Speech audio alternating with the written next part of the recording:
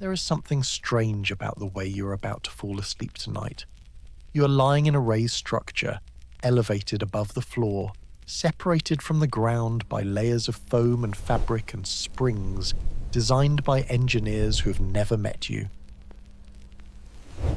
You are probably alone, or nearly alone. The room around you is sealed, windows shut, door closed, the sounds of the world outside reduced to almost nothing. The temperature is controlled, the light is almost entirely gone, and if you wake in the night, as most people do at some point, you will likely lie there in that sealed darkness and wait for sleep to return, wondering if something is wrong with you. Nothing is wrong with you. What is happening when you wake in the night is that your body is doing something it has done for hundreds of thousands of years, something it was shaped to do across an enormous span of evolutionary time, in conditions so different from this sealed room, this elevated mattress, this artificial silence, that the comparison almost doesn't make sense. For most of human history, for the overwhelming majority of the time our species has existed, sleep looked nothing like this. It happened on the ground or very close to it. It happened with other people nearby, close enough to touch, close enough to hear breathing. It happened in two separate phases with a quiet waking hour in between. It happened with fire nearby, with the sounds of the night world present rather than blocked, with the temperature shifting through the hours as the earth slowly released the heat of the day. The bed, the sealed room, the unbroken 8 hours of silence. These are inventions so recent that in the context of human evolutionary time they are essentially brand new. The body that lies down in them tonight was not built for them. It was built for the ground, for the group, for the fire, for the two-part night. Understanding what sleep actually was for most of our history does not mean we should go back to sleeping on the ground in groups around a fire, though the science, as we will explore tonight, suggests that some of what we lost in that transition may be worth mourning. It means understanding ourselves a little more clearly. It means knowing that when the night does not behave the way we expect it to, we are not broken. We are ancient. Before we begin, take a moment to subscribe, but only if you genuinely enjoy what I do here, and drop a comment telling me where in the world you're listening from and what time it is for you. Now dim the lights, get comfortable, and let's ease into tonight's journey together. The human body has been sleeping for a very long time, not just in the way that any individual person has been sleeping their whole life, accumulating nights in an unbroken chain from infancy to the present moment.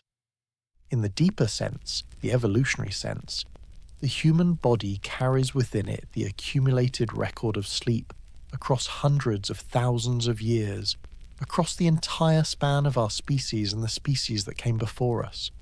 The muscles that relax when you lie down, the eyelids that grow heavy, the rhythms of consciousness that slow and deepen as the hours pass, all of it shaped by environments that most of us will never experience, by conditions that no longer exist in the places where most people live.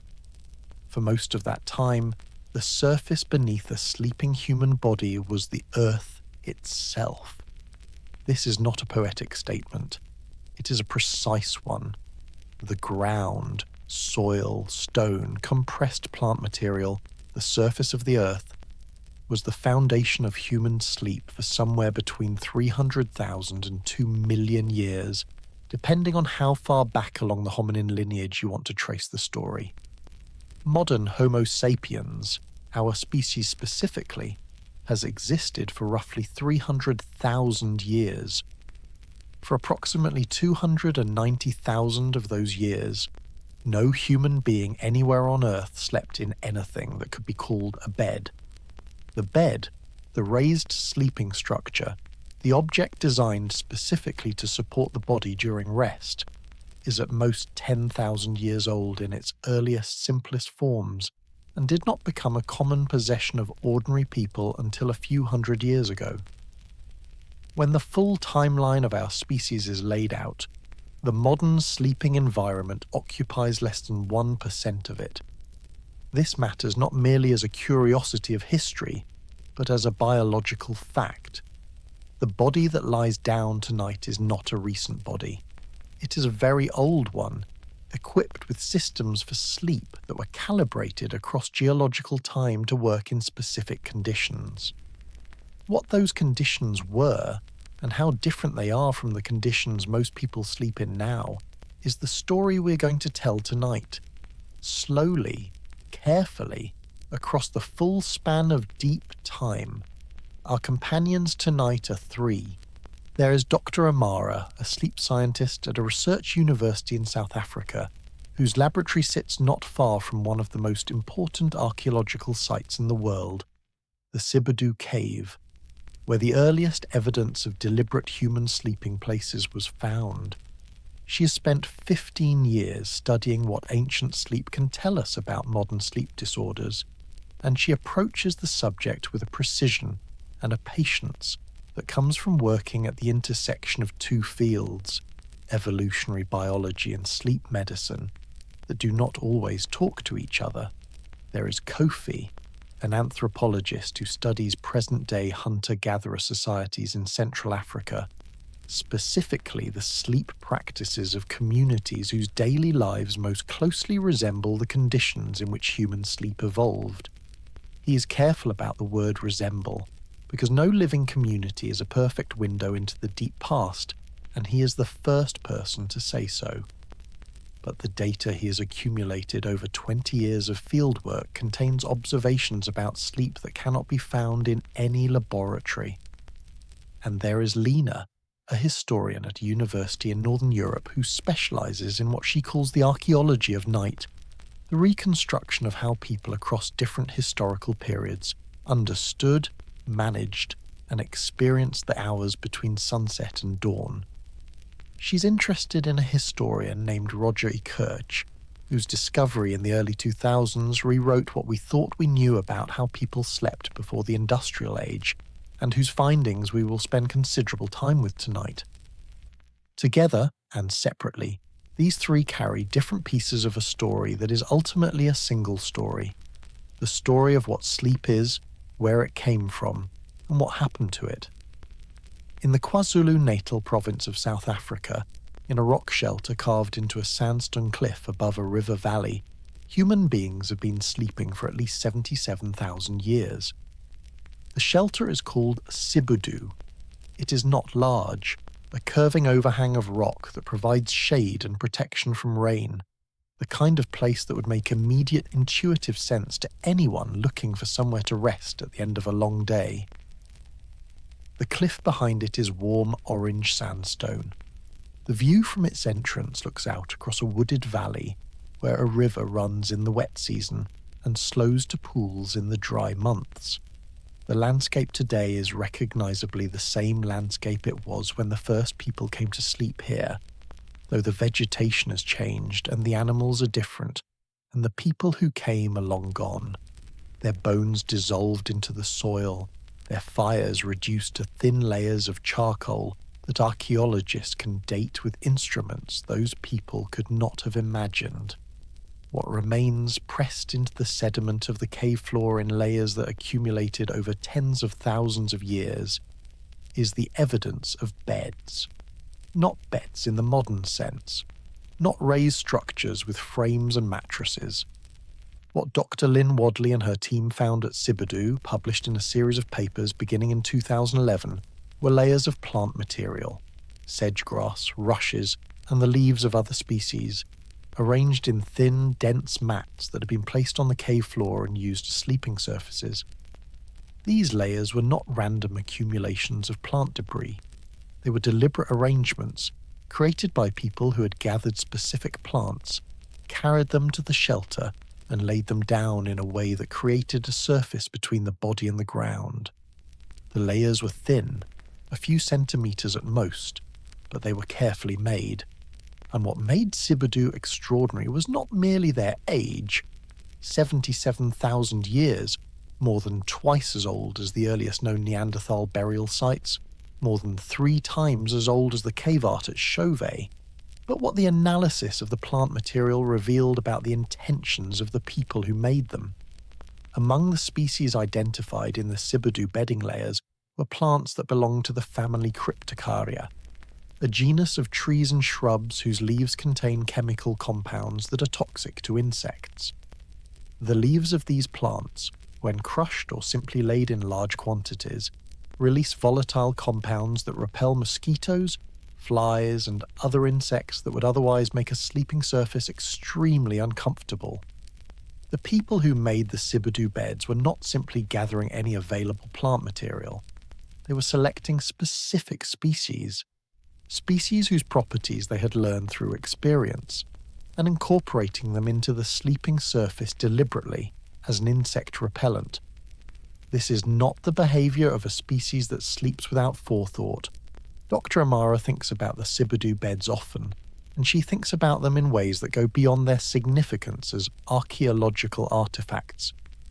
What the Sibudu beds represent, she believes, is the earliest physical evidence of something that must have been happening long before Sibudu: the human recognition that the quality of the sleeping surface matters, that certain plants make better beds than others, not just because they are softer, but because they interact with the biological environment of sleep in specific, useful ways. That the place where you lie down is worth thinking about, worth preparing, worth improving. The Sibudu beds were replaced regularly. The analysis of the sediment shows repeated sequences of fresh plant material laid on top of older, compressed layers. The older layers were sometimes burned. Fire was used deliberately to clear the old bedding and kill the insects and parasites that had accumulated in it, and then new layers were added on top of the ash. This is a maintenance routine. It is a practice that requires forward planning, an understanding of cause and effect, and a sufficient valuation of sleep quality to justify the effort. 77,000 years ago. What this means for our understanding of the deep history of human sleep is that the story does not begin with passive bodies collapsing onto the nearest available surface. It begins, at least as far back as we can currently see it, with active, thoughtful preparation, with people who understood that sleep was something worth taking care of, who had accumulated knowledge about how to make a sleeping place better, and who passed that knowledge on. Kofi has spent time at Sibudu, not as an archaeologist, but as an anthropologist trying to understand what the site tells us about the social organization of sleep. What interests him is not just the bedding layers themselves, but their location within the shelter and what that location implies. The sleeping surfaces at Sibudu were arranged in relation to the hearths, the fire sites that are also present in the sediment, layer after layer of ash and charcoal representing thousands of nights of fire. The beds and the fires are close together. The sleeping places were organized around the light and warmth of the fire, which means the sleeping places were social spaces. They were places where people came together at the end of the day, where fire brought them into proximity, where the transition from the activities of daylight to the rest of the night happened collectively. This is not incidental detail. It is the architecture of ancient sleep, the physical arrangement that shaped how our species experienced the night for most of its history. The fire at the center, sleeping bodies arranged around it, the sounds of the group, the breathing of the people nearby, the occasional crackle of the embers, the night world present, but held at a manageable distance by the light. This is what sleep looked like for most of human history.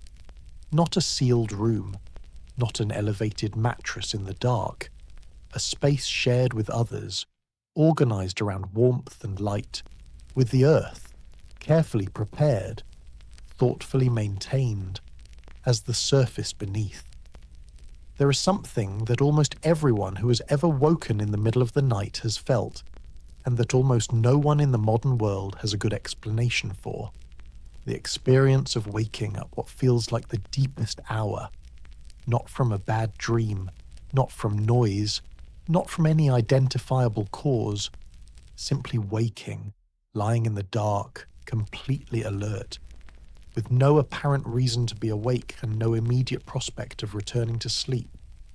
In the modern world, this experience is classified as a disorder.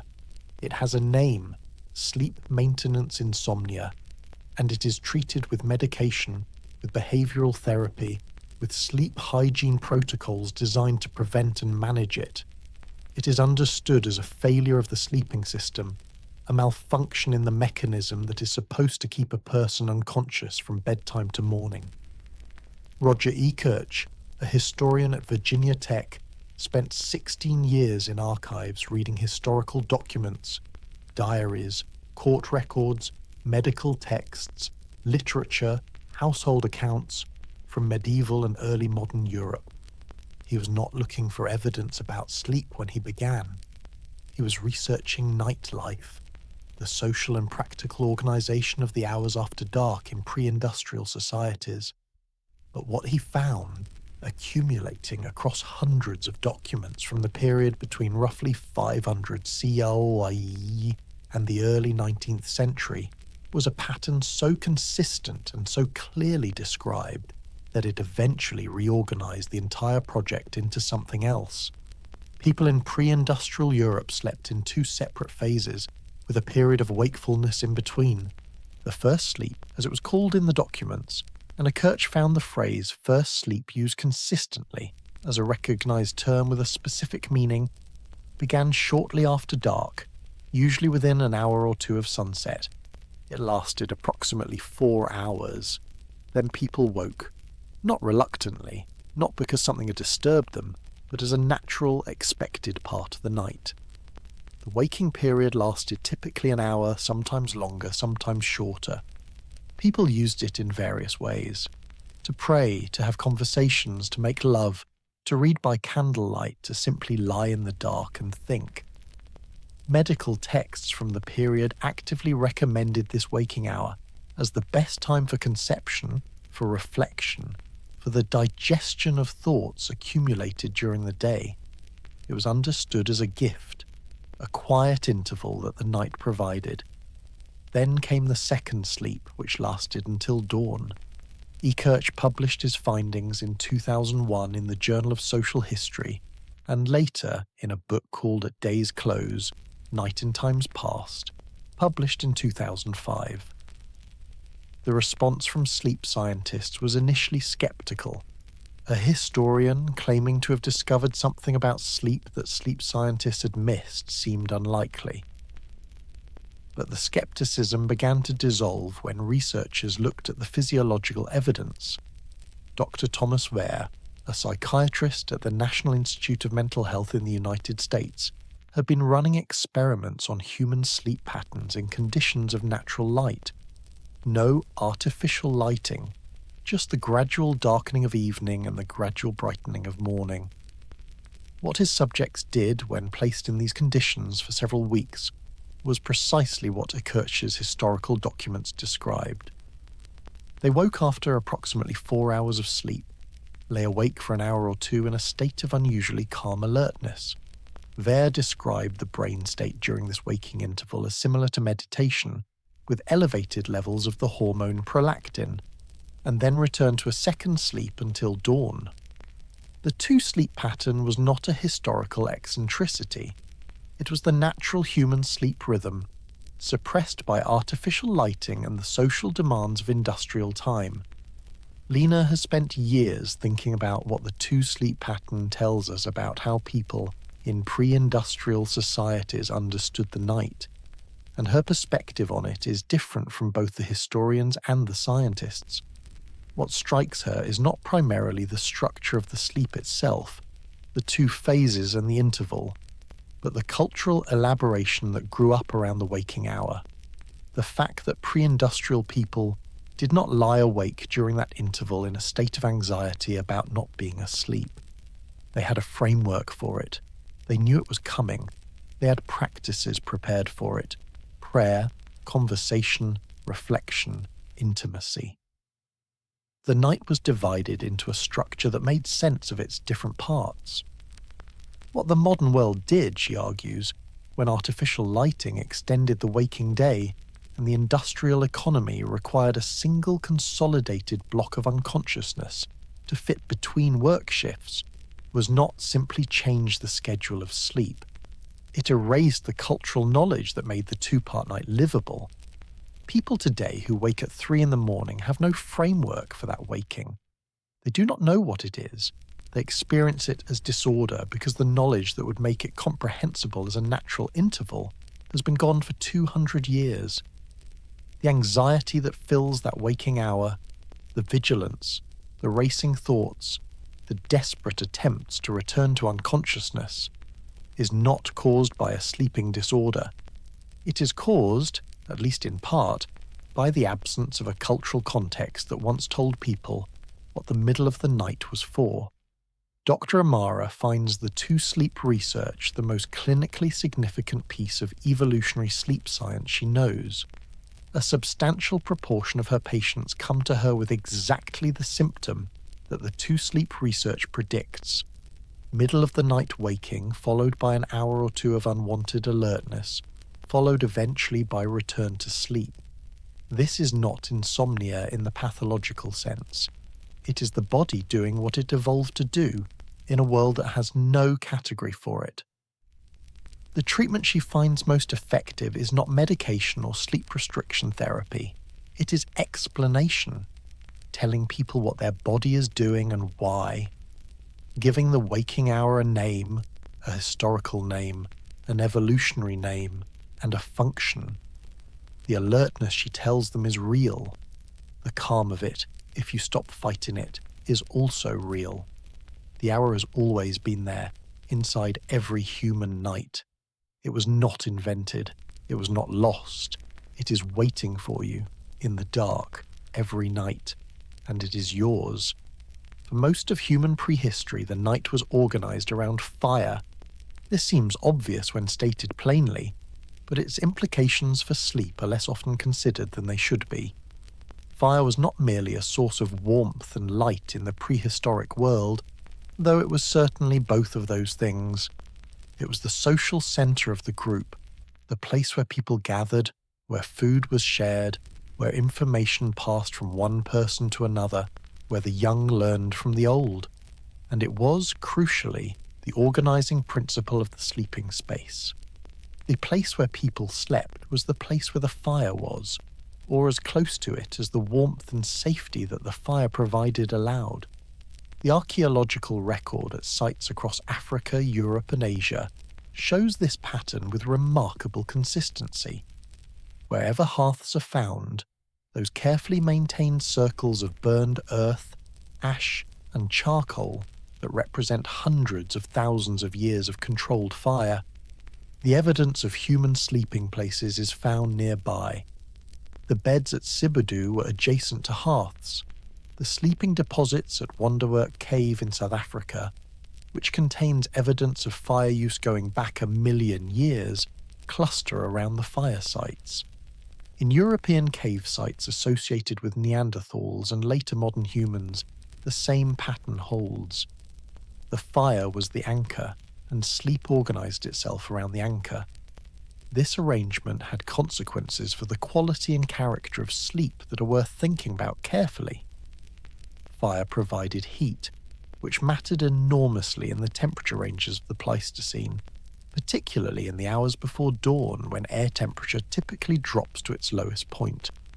The ground near a fire absorbs heat during the burning period and releases it slowly through the night, creating a warm surface that persists for hours after the flames have died to embers.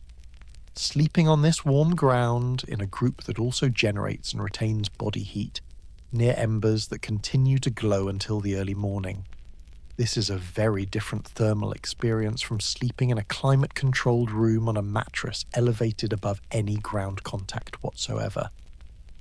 Kofi has observed, across years of fieldwork with forest communities in Central Africa, that sleep in those communities does not look like the sleep depicted in Western sleep science research. It is not a single consolidated block.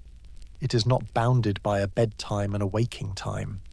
It is woven into the rhythm of the group's activity in ways that feel, from the outside, almost casual.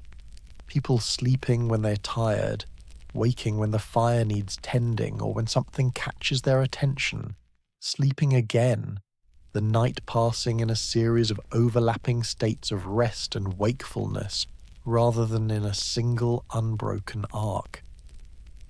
The sleep data that has been collected in hunter-gatherer communities over the past decade by researchers, including Jerome Siegel at UCLA, confirms what Kofi's fieldwork suggested. The sleep of people living without artificial lighting does not consist of a single long block. It is segmented, variable, and closely tied to the temperature cycle of the night. People sleep as the night cools, become more alert in the coldest pre-dawn hours, and return to rest as the air begins to warm toward morning. This pattern is not disordered. It is the pattern that the human body produces when it is allowed to respond to the natural environment rather than to the artificial schedule of electric light and alarm clocks. The fire also changed the social character of sleep in a way that may have had significant consequences for human cognition and well-being. Research by Polly Wiesner, an anthropologist who spent decades working with the Yu-Huanzi people of the Kalahari, found that the conversations that happened around evening fires were qualitatively different from the conversations that happened during the day. Daytime talk was practical, food, work, immediate social concerns. Evening fire talk was different. It was slower, richer, more exploratory. Stories were told, distant places were described, the lives of people not present were discussed. The future was imagined. Wiesner argued that the evening fire created a cognitive and social environment that may have been essential to the development of extended social networks and the capacity for what she called social imagination, the ability to think about people and places and times that are not immediately present.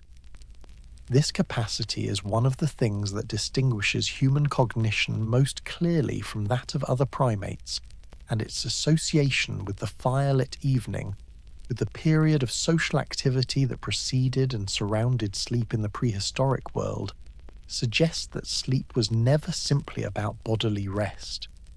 It was embedded in a social world that the night and the fire made possible. What we have replaced the evening fire with is telling. The screens that most people look at in the hours before sleep, televisions, phones, tablets, emit light at frequencies that suppress the melatonin production that prepares the brain for sleep, replacing the warm, fluctuating orange light of the fire with a blue-white brightness that tells the brain it is noon. The social content of that screen time is there: stories, information about distant people and places, the imaginative engagement with worlds beyond the immediate present. But the light is wrong. The biology that fire addressed is not being addressed. Dr. Amara talks about this with her patients, carefully, because she's aware that telling people their phones are keeping them awake is advice they have heard many times, and that has not, in general, resulted in the phones being put away. What she talks about instead is the fire.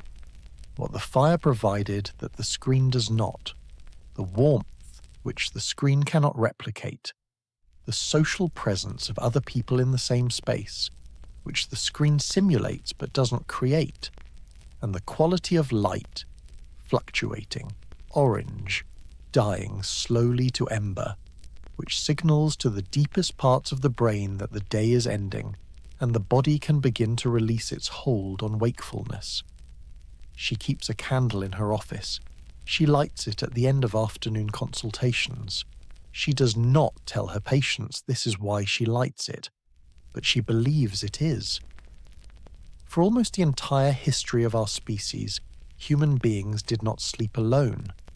This is one of the more difficult aspects of prehistoric sleep for modern people to think clearly about, because the assumption of sleeping alone, or in a couple, which modern sleep science treats as functionally equivalent for many purposes, is so thoroughly embedded in the contemporary understanding of sleep that it is almost invisible as an assumption. sleep hygiene protocols, sleep disorder diagnoses, sleep architecture research. All of this is largely built around the single sleeper or the couple as the default unit of analysis.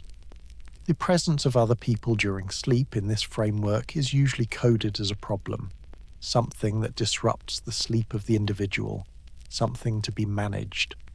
For the overwhelming majority of human history, it was not a problem, it was the structure. Kofi's fieldwork data on sleep in forest communities shows that adults in those communities sleep in groups, typically extended family groups, sometimes larger, in shared spaces where the sounds of other people sleeping are a constant background. Children sleep with parents and siblings until late childhood, sometimes into early adolescence. The elderly sleep among family members who can respond if they wake and need assistance. Nobody in these communities sleeps in a room designed specifically for the purpose of sleeping and occupied by only one or two people. What this means for the sleeping brain is significant. The human nervous system, shaped across hundreds of thousands of years of communal sleep, is calibrated to interpret the sounds and sensations of other people sleeping nearby as safety signals. The sound of breathing, the occasional movement of a body on the ground a few feet away, the warmth generated by multiple bodies in proximity. These are not neutral inputs. They are signals that register in the sleeping brain as indicators that the environment is safe, that the vigilance level can be reduced, that the deeper stages of sleep can be entered. The absence of those signals, Dr. Amar explains, is physiologically significant. Sleeping alone in a silent room is, from the perspective of the ancient nervous system, anomalous. The silence and stillness that modern sleep hygiene recommends as optimal conditions for rest are, in evolutionary terms, the conditions that might indicate that the group has moved away, that you've been left behind, that something requires heightened alertness rather than deep rest. This is not a small thing.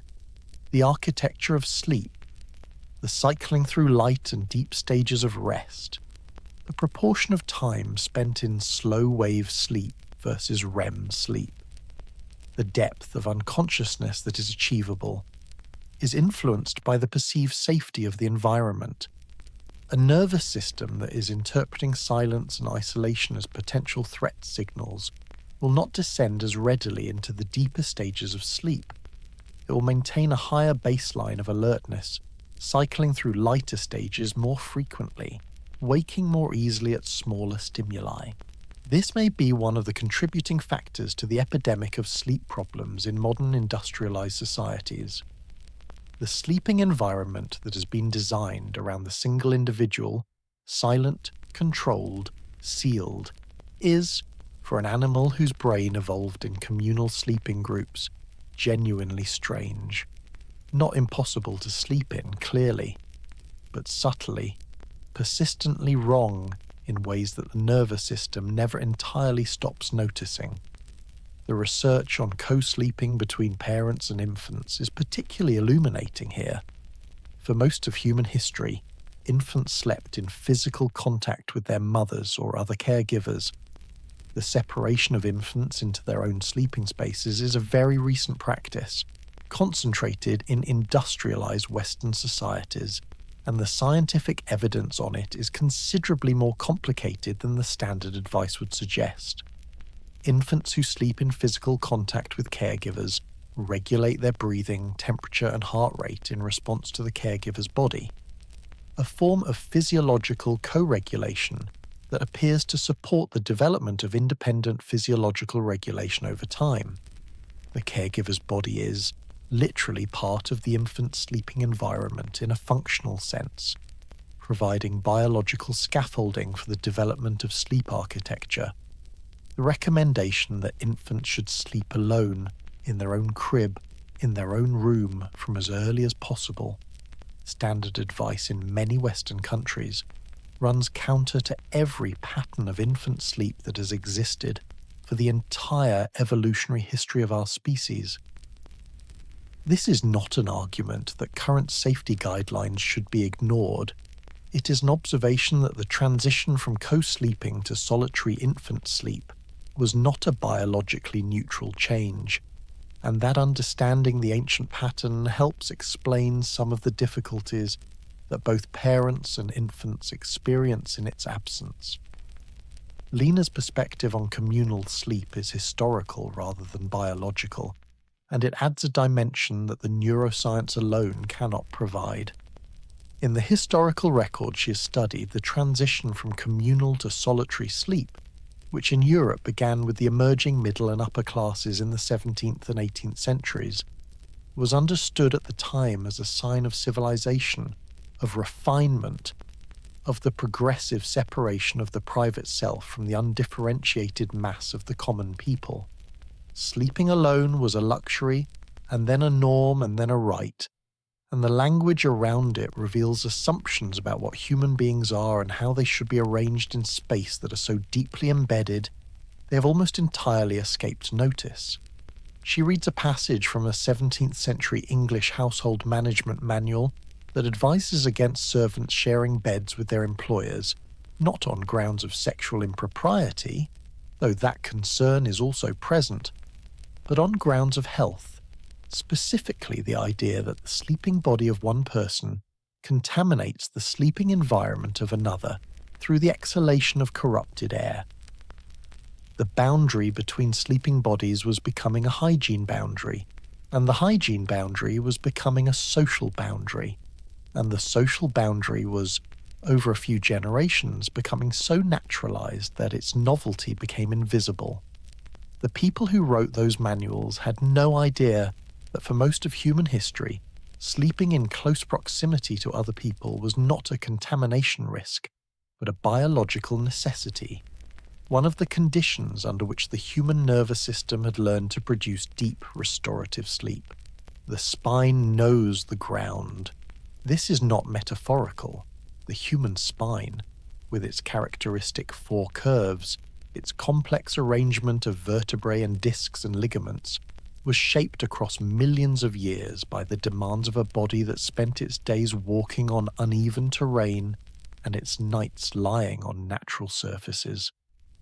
The curves of the spine in a healthy adult are calibrated in part to allow the body to lie on a firm surface, to distribute the weight of the skeleton across a relatively large contact area, to allow the muscles that support the spine during the day to release tension at night when the ground takes the load. Modern orthopedic research on spinal health and sleep surfaces is complicated and somewhat contradictory, but one consistent finding is that extremely soft sleeping surfaces, the kind that allow the body to sink deeply into cushioning material, are associated in some studies with worse outcomes for spinal pain than firmer surfaces. The research does not generally recommend sleeping on the floor, and there are genuine complications in applying evolutionary reasoning to clinical recommendations for specific individuals with specific conditions. But the broad pattern is suggestive. The body that evolved on the ground is not, in some deep structural sense, incompatible with firm surfaces. Dr. Amara makes a careful distinction here that is worth attending to. She's not making the argument, which circulates in certain wellness communities, that sleeping on the floor is better than sleeping on a mattress, or that modern bedding is pathological.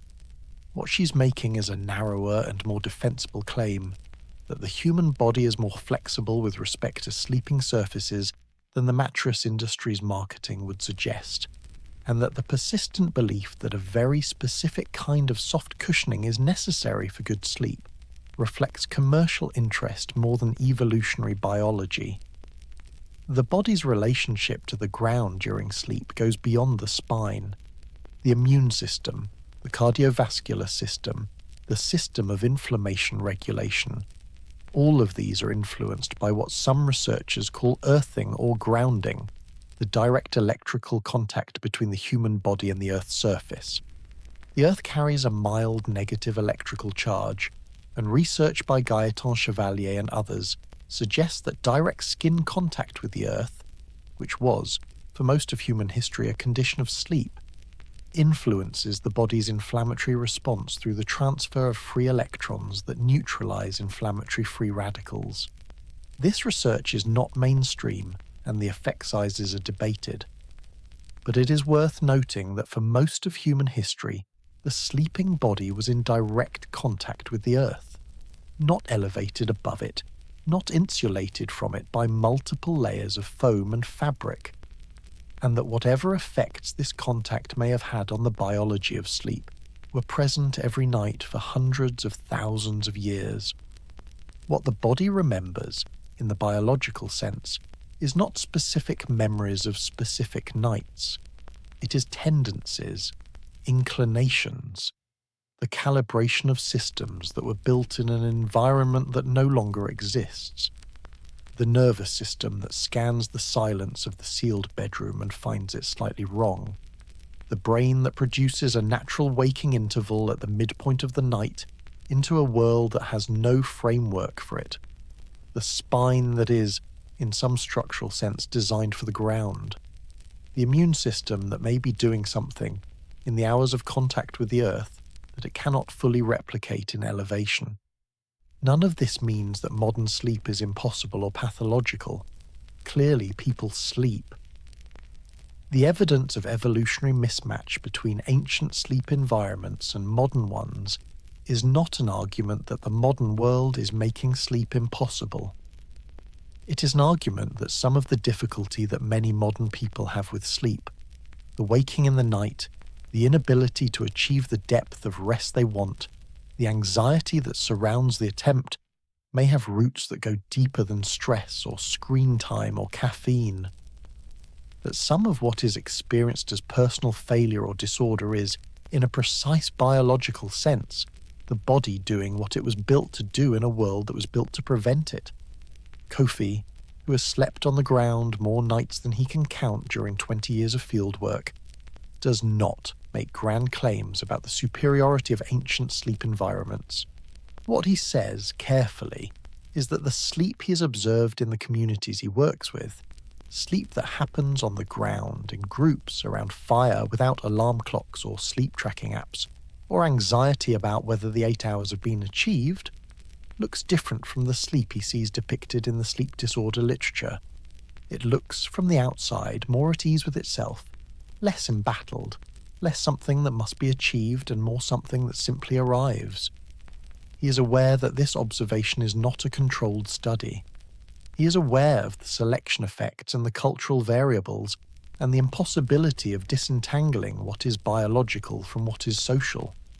He holds the observation carefully, which is the only honest way to hold an observation like that. But he does not let go of it. When artificial light changed the night, it changed something about what human beings were. This is a large claim, and it needs to be made carefully, but it is not an unsupportable one. For the entirety of human evolutionary history, the daily cycle of light was the primary signal that synchronized the body's internal clocks, the circadian rhythms that regulate not just sleep, but hormone secretion, immune function, metabolism, cell repair, and a range of other biological processes. The light of the sun and its absence told the body when to be alert and when to rest, when to repair and when to perform, when to be primed for reproduction, and when to divert energy to maintenance and recovery. Firelight, it is important to note, was part of this ancient light environment. The orange, flickering warmth of a wood fire in the evening did not disrupt the circadian signal that sunset provided, because it falls in the red-orange wavelengths of the visible spectrum, the wavelengths that the circadian system learned across millions of years of evolutionary history to treat as compatible with the transition to sleep. This sunset itself is red-orange.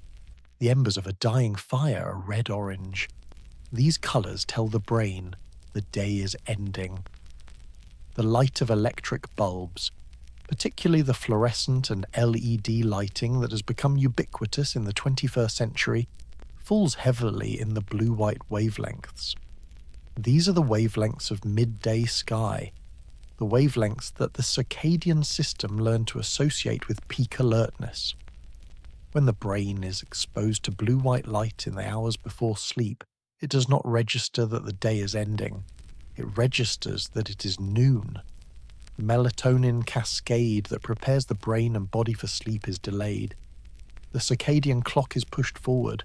The body is not ready for sleep at the time the social schedule demands it. This is not a new observation. The research on artificial light and circadian disruption has been accumulating for decades, and the effects are now well established in the sleep science literature. What is less often pointed out is the asymmetry of the situation. For 300,000 years, the light environment never changed in a way that disrupted the circadian clock. For the last 200 years in industrialized societies, it has rarely not been disrupted. Lena's historical research traces the gradual colonization of the night by artificial light from the introduction of more efficient oil lamps in the late 18th century through the gas lighting of the 19th century and the electric light of the 20th.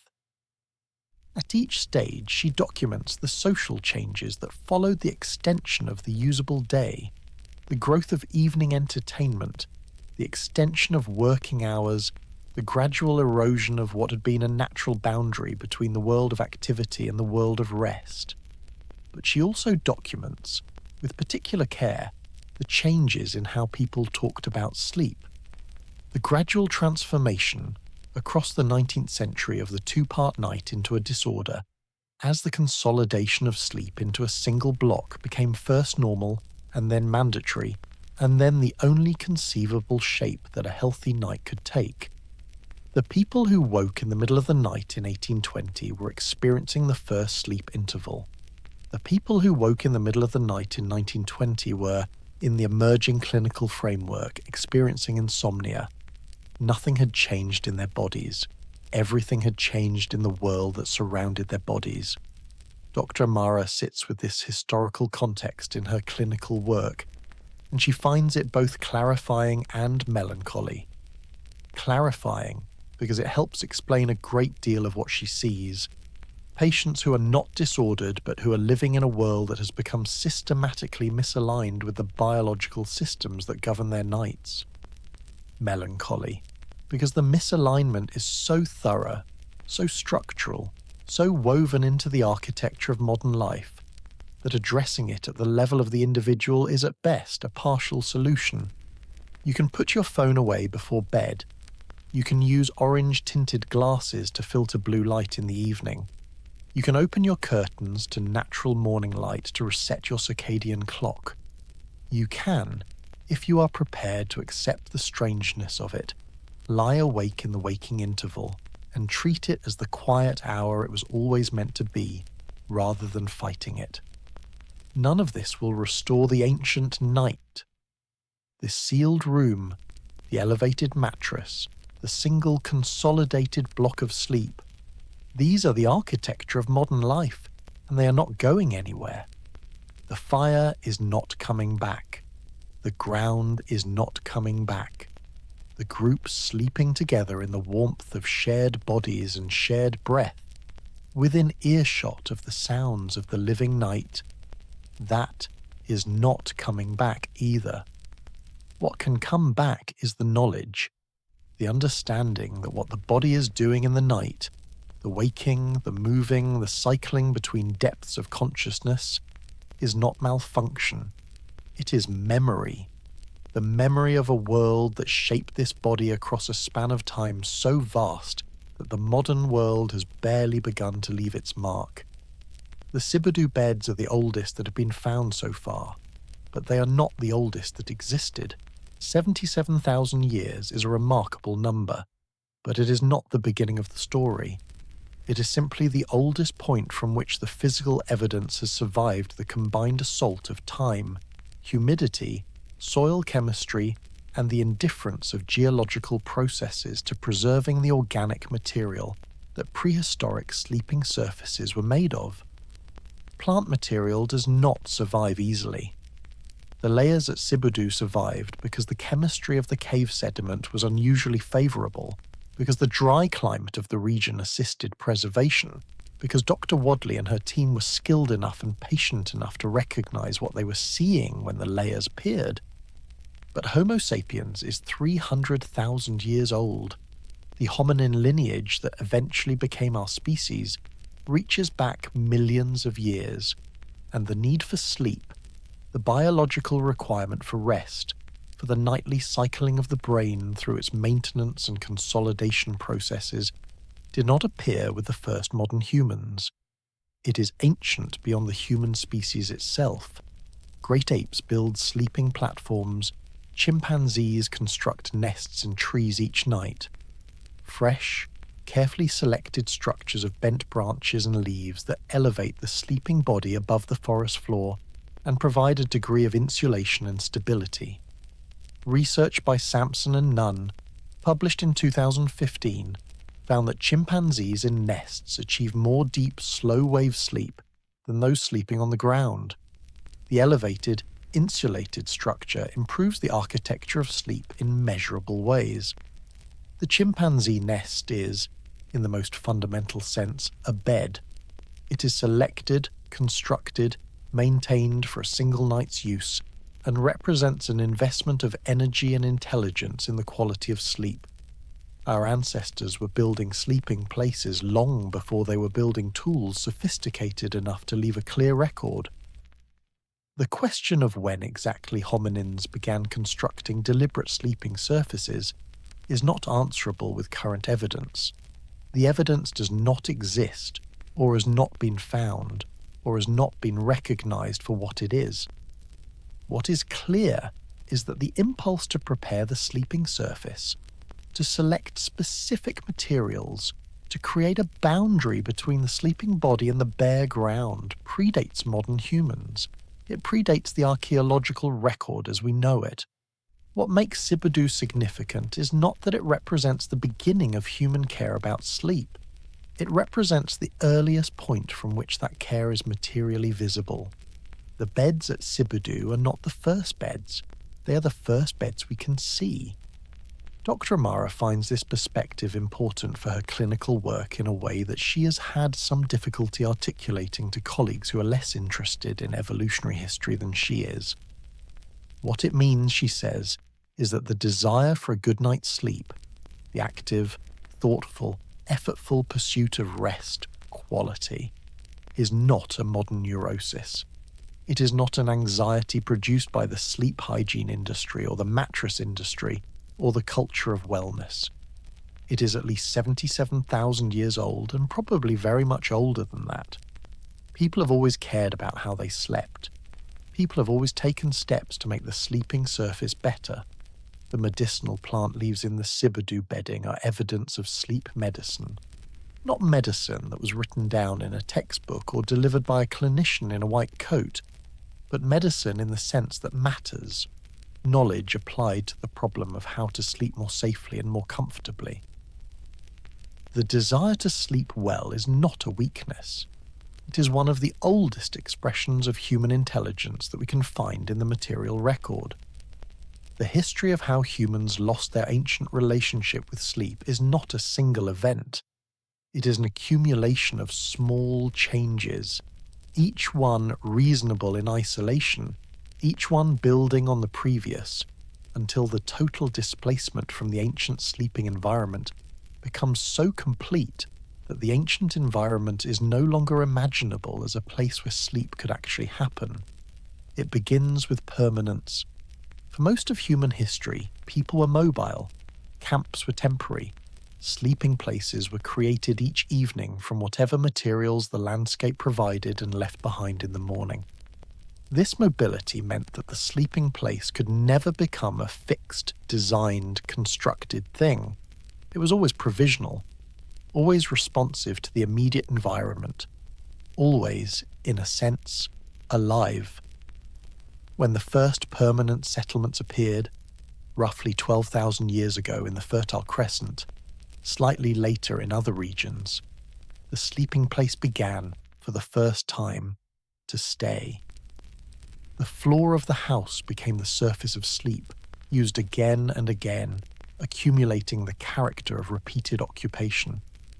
Mats and skins could be stored and reused. The sleeping surface for the first time had a permanent address. This was not, in itself, a loss. The evidence from early agricultural settlements suggests that sleep in permanent houses retained many of the features of ancient sleep. Communal, close to the ground, organised around fire, embedded in the social life of the household rather than separated from it. The people in a Neolithic house in Çatalhöyük, sleeping on the plastered floor of a single-room structure, sleeping together in proximity, sleeping near the central hearth that provided heat and light. Those people were not sleeping the way we sleep now.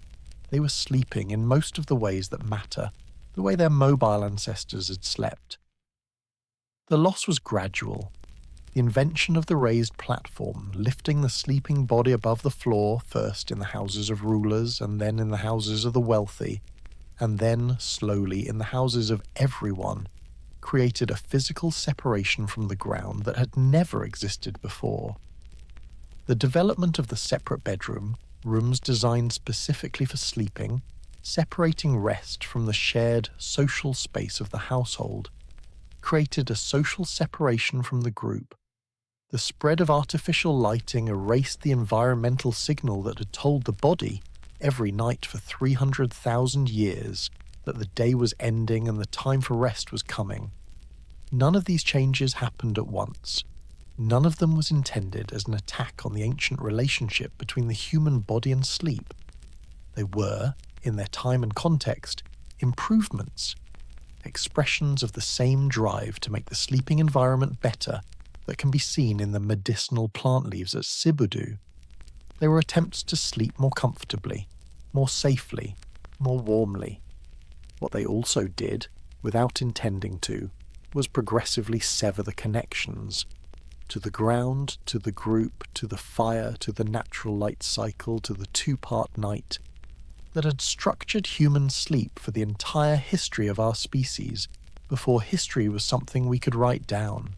Lena does not mourn this exactly. She is a historian, and historians are not in the business of mourning.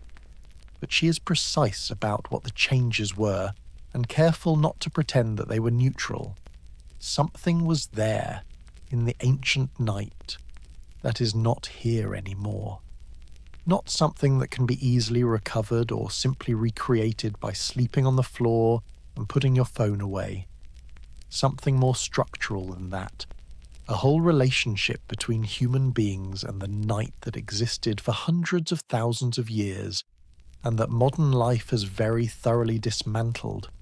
She finds herself thinking about the waking interval, the quiet hour between the first sleep and the second sleep, the hour that pre-industrial people filled with prayer and reflection and conversation, and the kind of slow, unpressured thought that is almost impossible to achieve in the busy hours of the modern day. That hour is still there, she believes. It still arrives for many people in the middle of the night.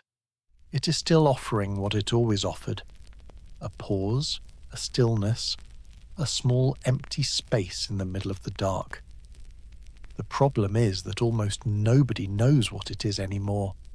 The ground is not going to come back. Not the literal ground.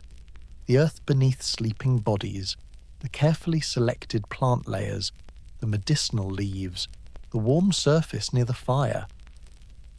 That specific arrangement of the ancient sleeping place is not returning to the lives of the people who will listen to these words tonight in their beds, in their rooms, in their homes, but something of what that arrangement provided is worth holding on to, even if the form in which it is held must be different. The neuroscience of sleep, taken seriously and applied with care, points consistently toward a set of conditions that resemble, in broad outline, what the ancient sleeping environment provided. Not identical, not achievable in the same way, but analogous. The research on light and circadian rhythm points toward the importance of the transition, the gradual dimming, the shift toward warmth in the light spectrum as evening falls, the signal to the body that the day is ending. Candles, fire, orange spectrum lamps. These are not identical to a dying fire on a cave floor, but they are closer to it than the blue-white fluorescence of a phone screen. The research on communal sleep and physiological co-regulation points toward the value of sleeping near others, not necessarily in the same bed, and not in defiance of whatever arrangements the particular circumstances of a life make possible, but near enough that the nervous system receives the signals it was built to interpret as safety. The sound of another person breathing, the warmth of a shared space, the knowledge, at whatever level of consciousness is available at 3 a.m, that you are not alone. The research on segmented sleep, on the 2-part night and the waking interval, points toward the possibility of a different relationship with the middle of the night. Not the management of it, not the treatment of it, the acceptance of it, and even the use of it. The quiet hour, the slow thoughts, the meditation-adjacent state that VAER's research documented as the natural condition of the waking interval. Dr. Amara, Kofi and Lena all come to similar places from different directions. What the ancient sleeping environment provided was not, at its core, a specific set of physical conditions. It was a relationship between the sleeping body and the world that surrounded it. The ground, the fire, the group, the light, the dark, the 2-part night. A relationship in which sleep was not a problem to be solved, but a condition that arrived each night as naturally and inevitably as darkness. The modern world has not destroyed that relationship. It has obscured it, buried it under layers of technology and architecture, and cultural assumptions so thick that most people have forgotten it was ever there. It was there. It is still there, in the body that lies down each night in the sealed room, in the elevated bed, in the artificial silence. The body that wakes at midnight into a stillness it was not built for and waits, in the dark, for morning. That body is not broken. It is 300,000 years old, and it remembers the ground. Kofi is in the field tonight, or he was the last time word reached us. He is in a forest clearing in Central Africa, sitting at the edge of a camp where several families have already settled into sleep around a fire that is burning low. He will sleep soon. He will lie down on a mat on the ground, near the warmth of the embers, near the sound of other people breathing, under a sky he can actually see. He will wake once in the night, probably, in the quiet hour between the first sleep and the second. He will lie there for a while. He will think thoughts that come more slowly than daytime thoughts, and he will not try to stop them or direct them. And then the second sleep will come, and he will let it come, and in the morning he will wake with the light. Dr. Amara is in her office in Johannesburg, which is not far from the valley where Sibudu Cave sits in its sandstone cliff. She has a print of the stratigraphic section of the Sibudu sediment on her wall, the layers of the cave floor, each one representing thousands of years of accumulated human occupation, the thin, dark lines of the burning episodes marking where old beds were cleared and new beds were laid.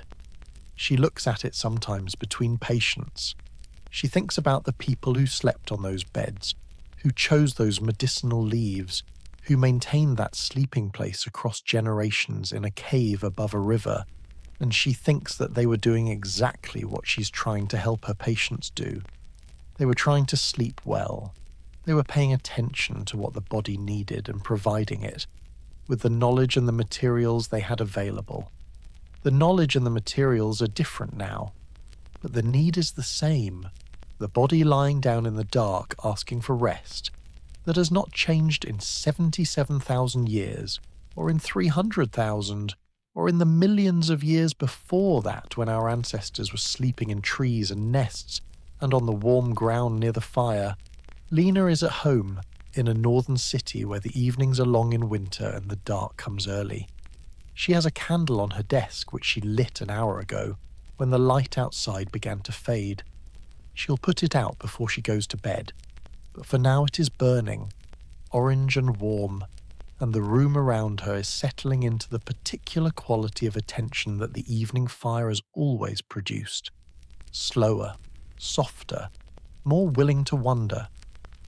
She's thinking about the waking interval, about the hour that will come for her in the middle of the night, as it does most nights, a small empty space in the dark.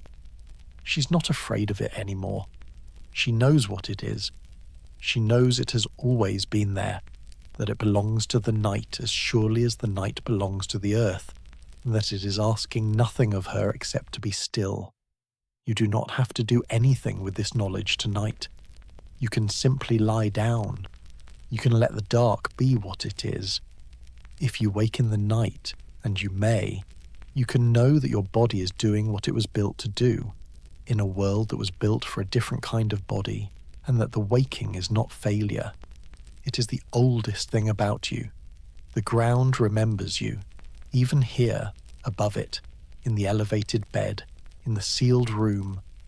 The ground remembers you. And soon enough, the second sleep will come. This has been Midnight Chronicle. Sleep well, wherever in the world you are tonight.